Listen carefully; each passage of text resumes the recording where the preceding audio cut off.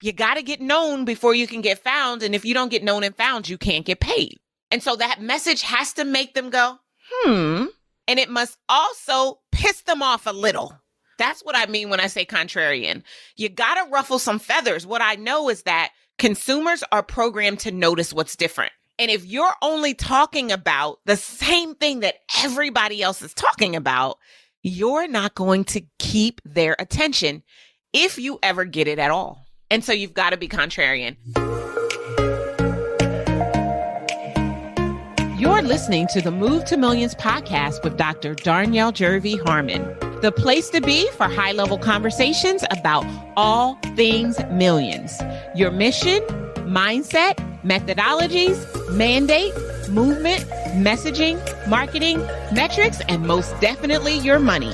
I am your host, spiritual business growth coach, Dr. Darnyelle J. Harmon. Join me each week for inspiring stories, powerful interviews, and business growth strategy to help you experience abundance in your life because of your business. If you're ready to move to your next level everything, let's get this party started.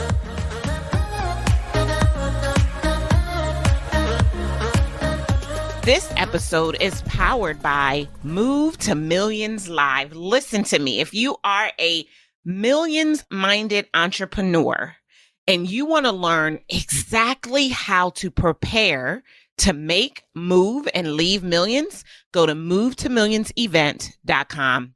Listen, I'm excited to be with you for this episode because here's the thing. If you want to make the move to millions, you're going to have to change your message. Listen, your ability to make the kind of money that you want to make inside of your business hinges on your message. What you're saying when you speak to potential clients, what you're posting when you're online, what's in your email sequences, all of that is your message. And if your messaging is missing the mark, it will mess with your millions. But today I'm going to hip you to the game because I don't want that to be your story. Listen, this mission to help as many people as I can start to build companies that generate millions of dollars a year so that they can also create legacies that are going to leave millions of dollars to their children's children, their children's children's children, and their children's children's children's children. Can we get excited about what is possible when we think about legacy? And let's just keep it real. Your legacy is going to be tied to the message that you articulate today inside of your business. So I'm excited that we're together because I want to share some of the most important things you need to know so that your message can make you millions. Okay, so let's jump in. First and foremost, I just have to remind you that there's a lot of noise in the marketplace. Tons, boatloads. Like, we couldn't possibly get all of the noise out of the way. So what we have to do instead is tweak your messaging. We have to level it up so that you can rise above the noise. But let me just break it down for you. In 24 hours, 294 billion emails are sent. 2 million blog posts are written. Yep, people still blog. 864,000 hours of video are updated and uploaded to YouTube alone. So that's not counting Wistia and Vimeo and some of the other video services that we don't even know about yet. 48 million Google searches are conducted. 2.4 million tweets are posted. 16.4 million pieces of content are shared on Facebook, and 95 million posts are made on Instagram. Listen, and you probably already know this data is outdated because I didn't mention TikTok, which is going on now. And I know there's probably still some people Snapchatting and whatever else has popped up. I didn't mention Pinterest. My point being simply this. There's a lot of noise out there, and most messaging only scratches the surface. I want you to imagine looking at an iceberg, right? If you've ever been, you've watched it on TV, but if you've ever been to Alaska, take your breath away. That's how beautiful these icebergs are. And you probably have heard that only 5 to 10% of the beauty of the iceberg is actually visible to you. The majority of the iceberg, the most beatific, I know that's not a word, just go with me.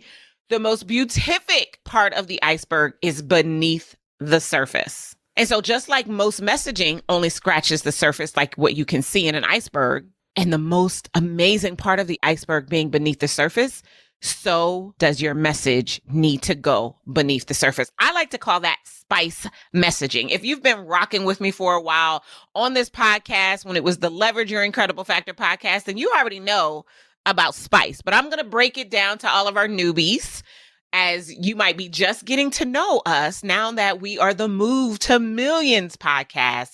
But it all hinges on your message. Messaging is how you get known, and you must get known before you will get found, and you must get known and found before you will actually get paid. And so because millions are at stake, we got to get this message thing right.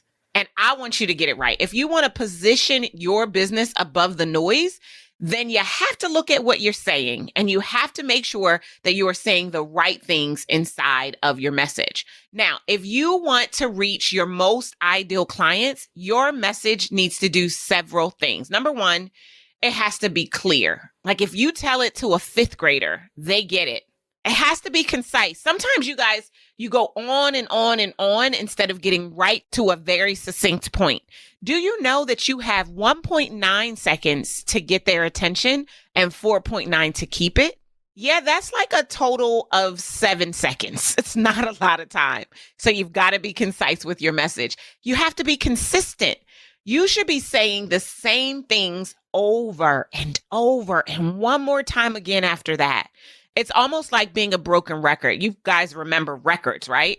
I know they're a thing of the past. I was literally saying to my assistant earlier this week, wait, they don't even make iPods anymore. Like, isn't that crazy? You just have Apple Music. Anywho, you've got to be consistent like a broken record. And if you remember, if I'm not dating you or dating myself, when I talk about records, if there was a scratch in the record, the same verse or part of the song would just keep playing over and over and over. Well, guess what? Your message needs to do the same thing. Your message also needs to be confident. Like I need to hear between the words that you know, that you know, that you know that you are the bomb.com. And you are very clear that not only do you understand my problem, but you can absolutely resolve it. You can do better than I've been able to do on my own. That's what a confident message looks and feels and sounds like. Your message must also be compelling. It's got to make me stop. Like if you remember Arsenio Hall, like I'm dating myself again, but if you remember Arsenio Hall, he used to have this segment which was called Things That Make You Go, That's how compelling your message needs to be. Like I got a lot of flack. I get a lot of flack for saying that a low six-figure business is small business poverty. But here's the thing about it. It's compelling and it is also contrarian.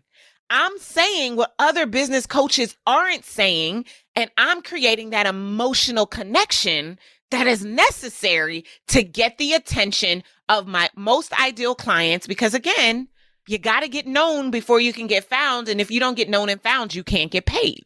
And so that message has to make them go, And it must also piss them off a little. That's what I mean when I say contrarian. You got to ruffle some feathers. What I know is that consumers are programmed to notice what's different. And if you're only talking about the same thing that everybody else is talking about, you're not going to keep their attention if you ever get it at all. And so you've got to be contrarian. And then lastly, your message and messaging has to answer 2 questions. Number 1, WIWFM, will it work for me? And number 2, WIIFM, what's in it for me? If your message doesn't make clear that it will work for them and what they have to gain by taking a step in the direction of you and your solution to their problem, yeah, you're not going to close them as a client. And all of this happens, all of this clear, concise, consistent, confident, compelling, contrarian messaging is all so that you can do a final C, and that is to convert. If you want to convert, because all of this is what's going to determine your ability to get to the point to make millions, right?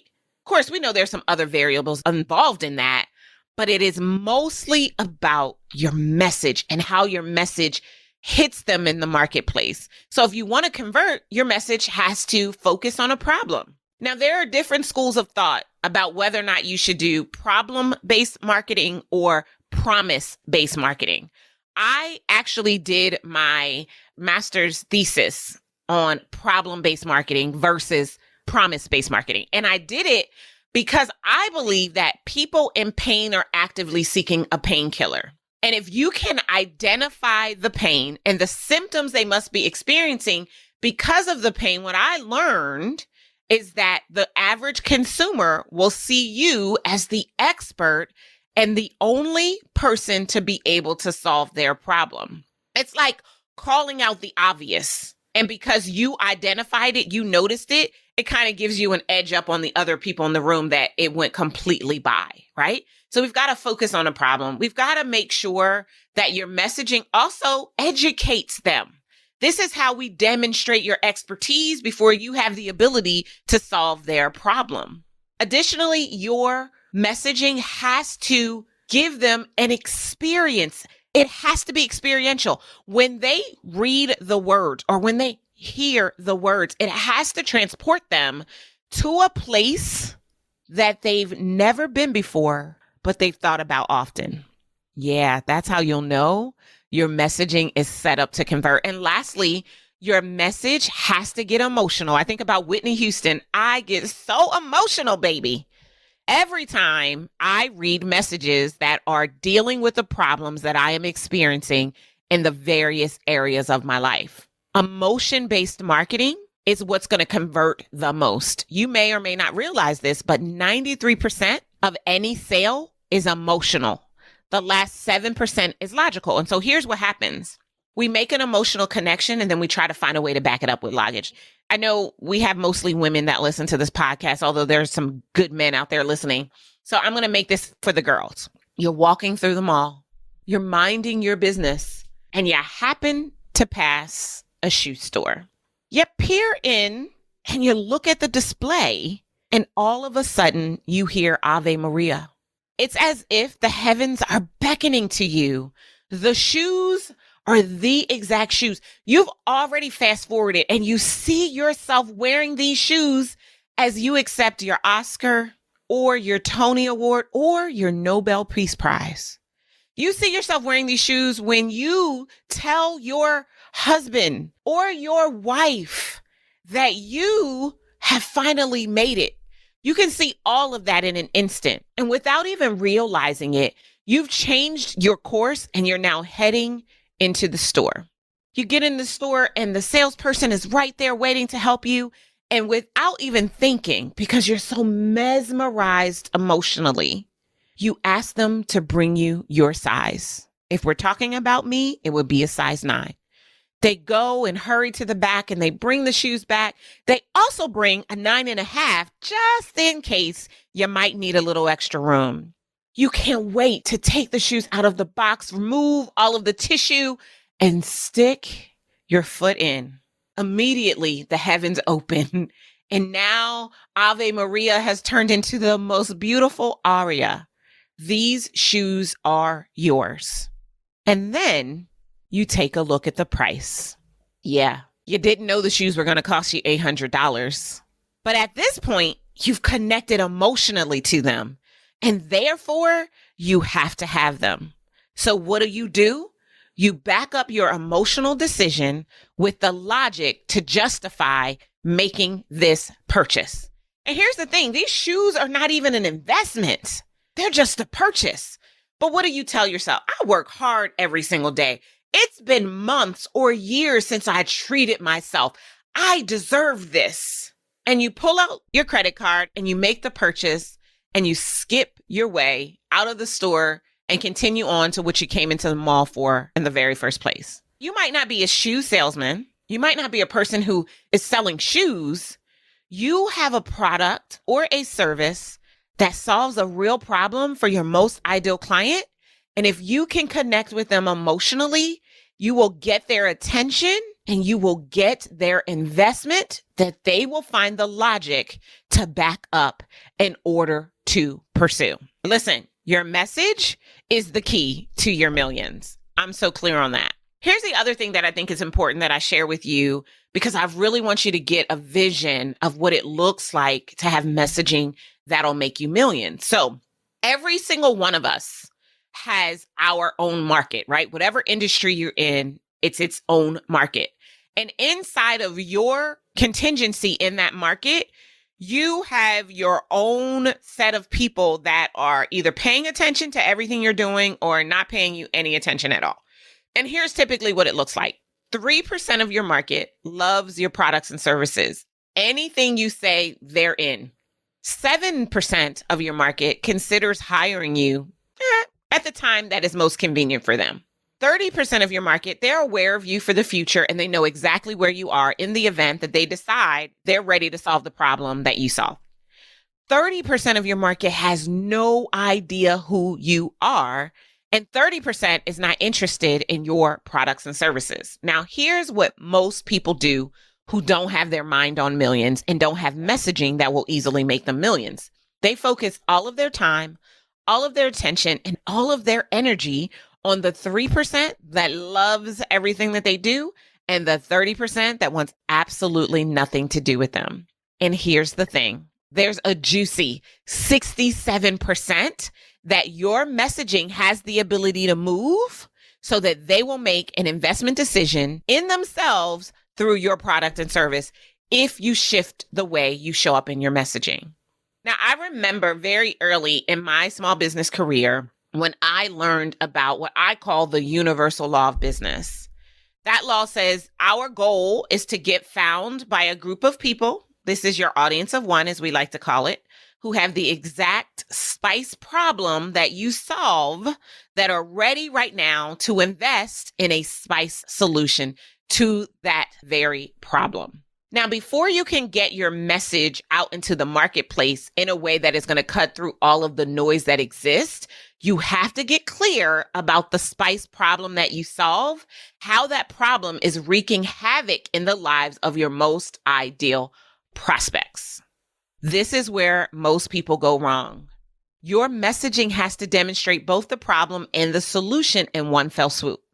And if you create surface level marketing messaging like most small business owners and entrepreneurs, as evidenced by the statistics, 65.22% don't make more than $50,000 a year. 89.19% don't make more than six figures a year. 2.35% are making seven figures a year.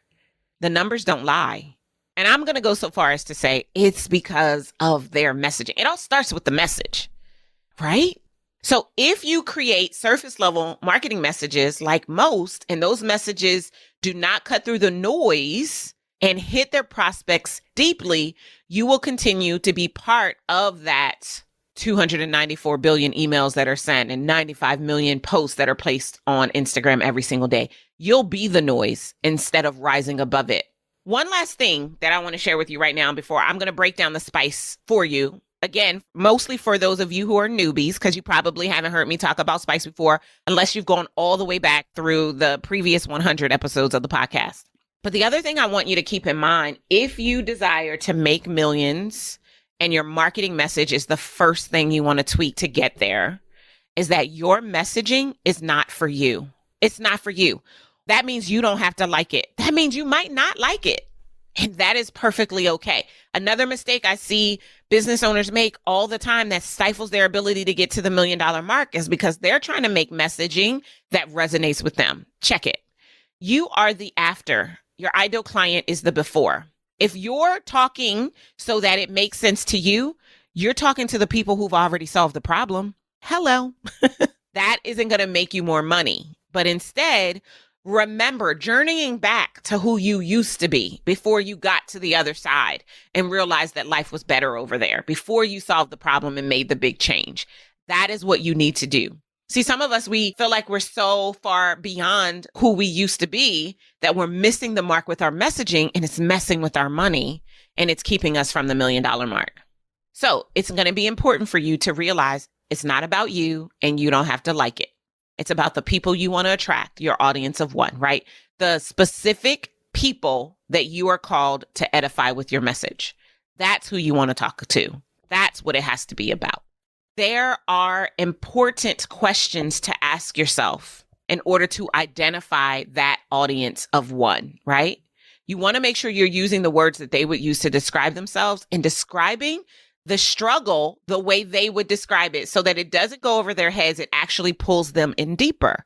Remember, it's got to be compelling so that they get stopped dead in their tracks and need to make a pivot because they realize that they've just come into contact with a person who could actually change their life. And the way you do this with your message is by focusing on a SPICE problem. SPICE is an acronym. I created this acronym many moons ago, like more than 10 years ago. It stands for specific and substantive. That means you're not staying on the surface, you're going deep. The P stands for pervasive and persistent. It means that it's like a rash. If you've ever had a rash or if you've ever had a baby with a rash, it's going to take a lot of ointment to get that bad boy to stop, right? The problem that your most ideal clients have is like a rash.